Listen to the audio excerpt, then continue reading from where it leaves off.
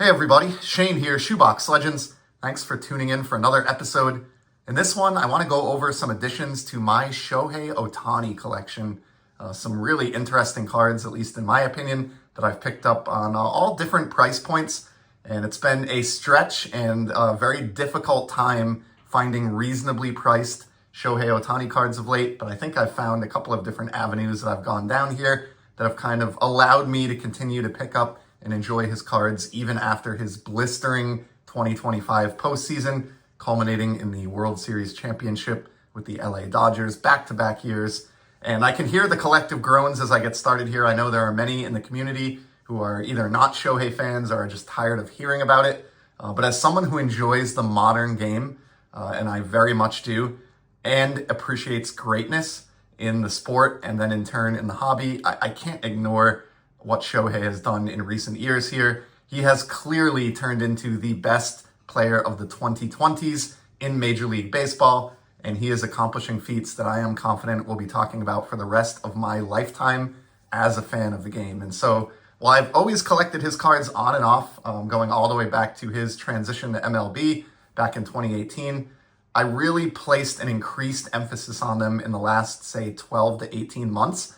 Because it was becoming obvious to me that he was accomplishing feats and setting himself apart from his peers in a way that was likely going to result in me being priced out of some of the better cards that I wanted to acquire. So the timing worked out nice for me because I've really been condensing my collection, selling off a lot of things, and using those proceeds to pump back into my collection. And I did a lot of that on the Ohtani front over the last year, trying to get some bigger for me cards that again, I just thought might be a stretch for me in the future. But ironically, the ones I want to start with today were recently acquired, as in during the playoff stretch, and were very affordable, even though they're graded cards, and they are Calbee cards. So this is a perfect segue here. I'll use this card, which I received recently from my good buddy Dylan over at Double D Vintage Baseball Cards. This is my first ever Calbee, the 1973 number 7 Sadaharu O, which Dylan so graciously sent me. He and I are clubbies on that card. It is my first true, proper playing era Sadaharu O card.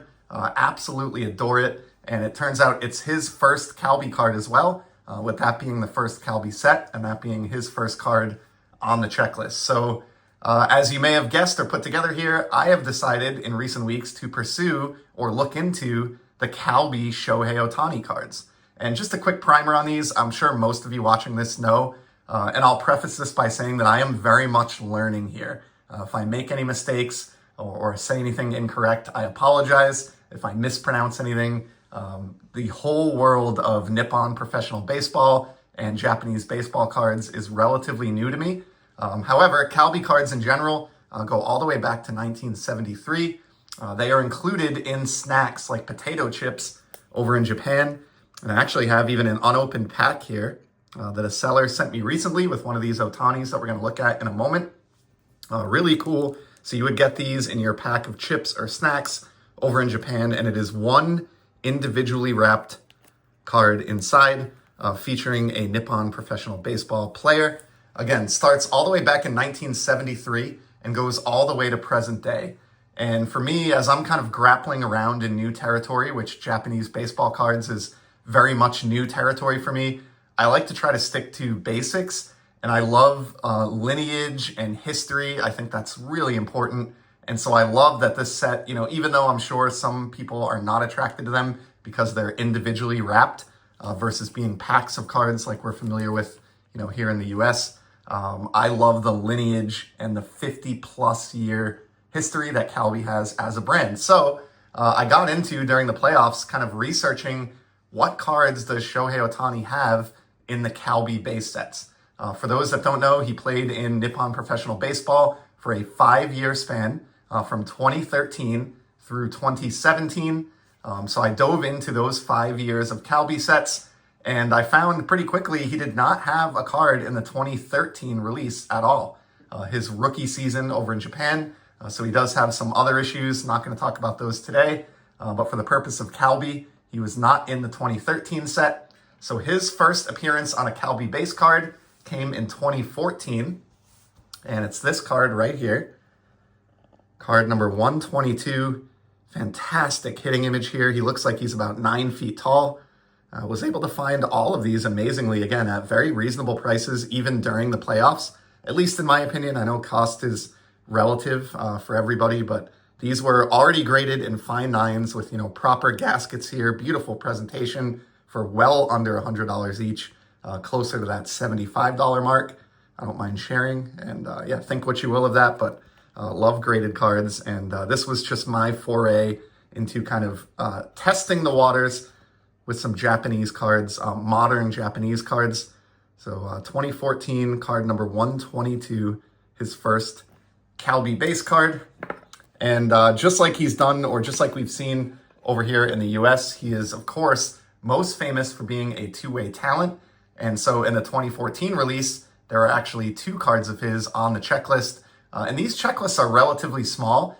They range anywhere, the Calbee set, from like as few as 120 cards to maybe as many as 250 to 300 cards. They kind of vary over the years, but it has existed uninterrupted as a set, as I said, for over 50 years now. So the second card that he got, of course, in 2014 is the pitching card. Card number 207 on the checklist. So these represent his first 2 Calbee base cards, 122 hitting and 207 pitching. He, of course, plays for the Nippon Ham Fighters, or played for the Nippon Ham Fighters during this era. And here's a look at the back of this as well.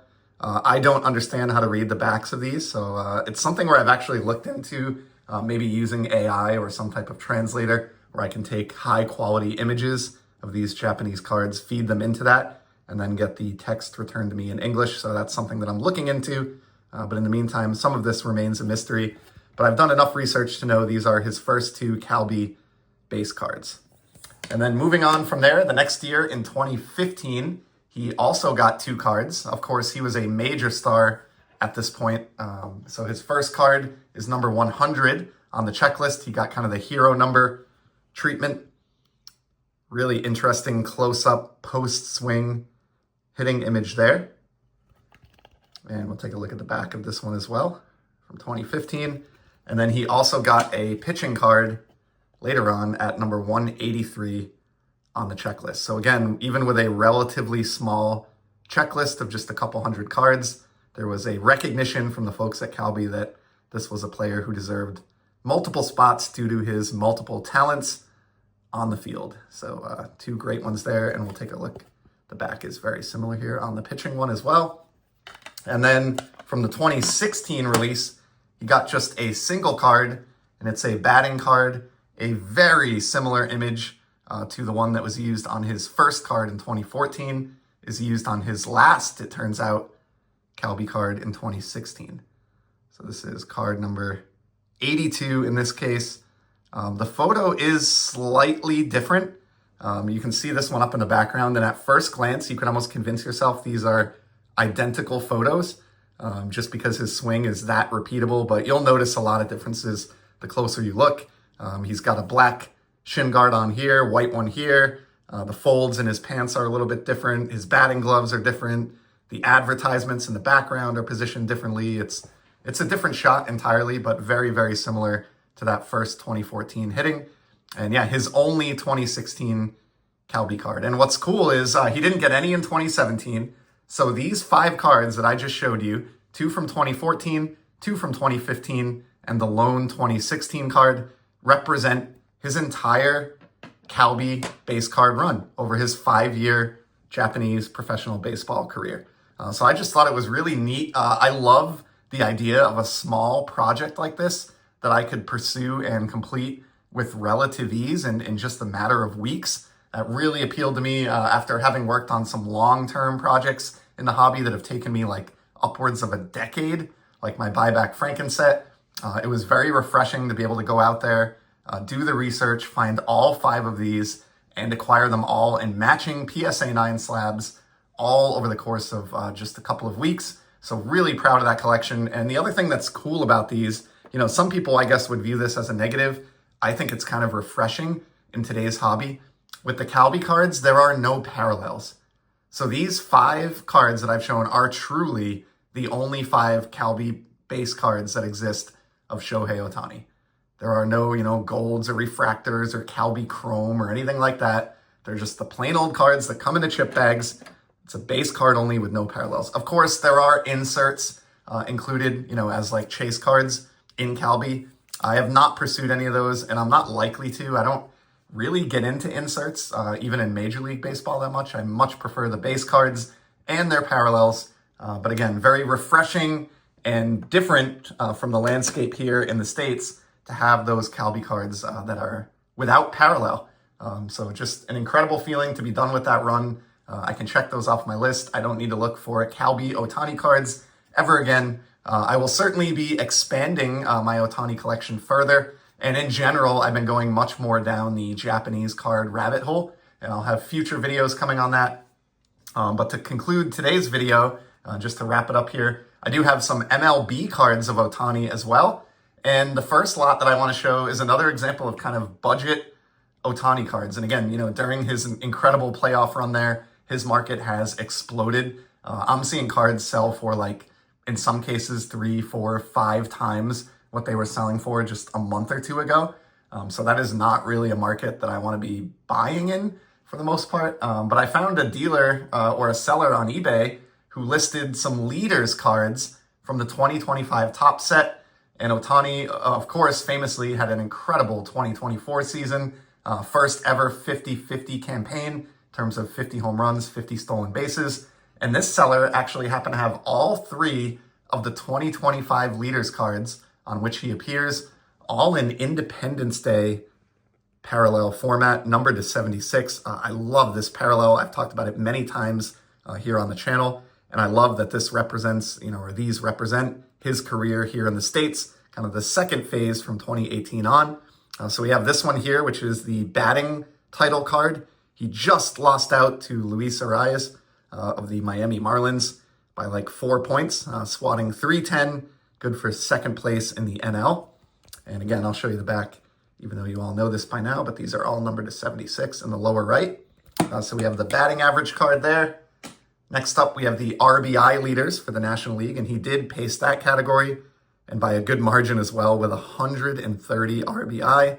Willie Adames was the next closest at just 112, and then Manny Machado at 105.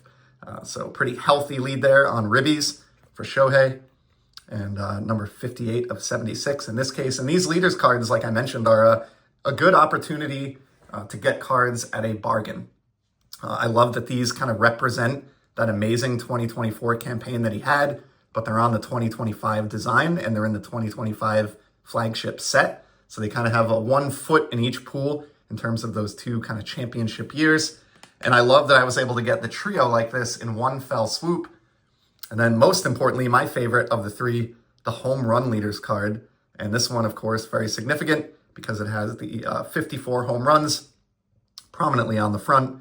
Of course, half of that infamous 50-50 equation. So was able to get all 3 of these in a lot from a seller for around $80 total. Now, interestingly, this guy, he had really good feedback, but he didn't ship the cards for a long time. I'm talking 2 to 3 weeks after I had won the auction. They still, had not shipped out. So I had to nag him gently a little bit, but I really wanted the cards. I didn't want a refund. Was a little bit nervous that after the performance Shohei had in the playoffs, that maybe he was having second guesses or doubts about sending those out. But in the end, he came through. I left him some great feedback and knocked out all 3 of the leaders cards in Independence Day format, just like that. Now, the last pair that I want to show, these are not going to be cheap cards. These are definitely a little bit more on the expensive side of the spectrum, but I bought one of them a long time ago, years ago, in fact, and the other one I bought much earlier this year, maybe even the preseason this year before, things really got crazy. And they are the Topps Black parallels. These go all the way back to 2003 as a serial numbered flagship, paper base parallel. And the 2 that I have are his 2019 Rookie Cup cards. So we'll start with the hitting image card number 250. This is the one which I'm very grateful that I picked up years ago. Picked this up, like I said, maybe 2 to 3 years ago. It's actually one of those nights where I had this on my watch list, went out with my wife and some friends, had maybe a little bit too much to drink, imbibed a little too much, came home, was sitting on the couch cruising, and was like, you know what? Tonight's going to be the night. I've been thinking about this card for weeks. I'm going to make it happen, and just smashed by it now. And I remember my friends and I kidding around way back then that it was an imbibed purchase. However, in retrospect, I would gladly buy this again 10 times over for the price that I paid back then. Just really had a gut feeling, and it's, again, you don't have to be a rocket scientist to have a gut feeling about this guy. And yeah, really happy to have that one. It's a much more expensive card now than it was when I acquired it. But ever since getting that, I've always wanted the pitching Topps Black card to pair with it because they really go hand in hand. And again, just like with the Calbees, I love the concept of a hitting card and a pitching card on the same checklist. It's what makes him unique and memorable as a player. And so I love when companies kind of document that in their sets. And this one I picked up just this year, or this past summer, and might have been preseason, somewhere in the preseason to summer range. Finally got the pitching Topps Black to go with the hitting. Also in a matching PSA 8. I don't really care as much what the grade is on these. There are just so few of them out there. In 2019, these were actually numbered to 67. So I have copy 4 of 67 here for the man who's about to win his 4th MVP in a 5-year stretch. And really proud, just like when I showed the Independence Day versions of those two 2019s, maybe a few weeks back now on the channel, having the two Topps Black to pair together like that is equally as important to me. They're my two favorite modern parallels. And these two cards are among my two favorite modern cards, period. So to have them both in those parallels, it's just really meaningful. I'm very grateful to have them in the collection. And they're going to be the two cards to finish today's episode. I did not mean to go for 17 minutes plus here on Shohei Ohtani. I know he's not for everybody, but really been having a blast collecting this guy. Wanted to get into a little bit of the info on the Calbee run and then show off some other pickups as well from the other side of the pond here in the States. So if you made it to the end, I really appreciate your time. I know there's so much great content out there, and it means a lot that you would stop by here to watch some of mine. And to everyone out there, I hope you're enjoying the hobby, and I'll be back soon. Take care.